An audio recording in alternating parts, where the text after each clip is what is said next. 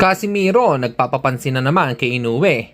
Donaire at Pitesio nagbigay ng saloobin. Ito ang pag-usapan natin. Pero bago ang lahat, pakisubscribe po ng channel ko. Huwag nyo na rin kalimutan i-click ang notification bell para lagi kayong una sa balita.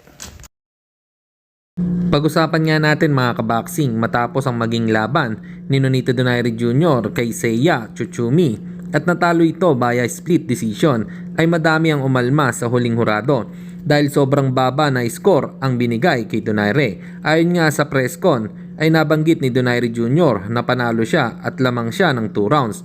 At pinakita din ito ang pinsala ng natamo sa kanyang kaliwang kamay na putok-putok at namamaga at may sugat pa. Patunay na solido talaga ang mga patama niya sa hapon kaya naman nasira ang hilong ng hapon. Samantalang pambato natin sa naganap na SEA Games ay nagbigay ng saloobin naman na si Nesty Pitesio. Ayon sa kanyang sinabi ay ibigay nyo na lang kaya ng diretso sa Thailand ang gold. Pahirapan nyo pang makipagsuntukan lubos-lubusin nyo na, nahiya pa kayo dahil po ito sa lantarang pandaraya. Ano po masasabi nyo dito mga kaboxing? Comment lang kayo sa ibaba.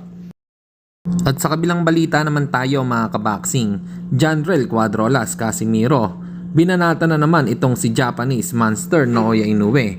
Ayon sa kanya ay hindi daw ito pinakamalakas or number 1. Kung hindi lang pili ang kalaban ay hindi daw ito magiging malakas. Ang totoong malakas ay si Cuadrolas. Para sa inyo mga kaboxing, ano po opinion nyo rito? Comment lang kayo sa ibaba.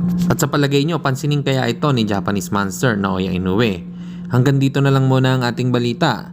Dito na lang ang aking boxing news report. Babu!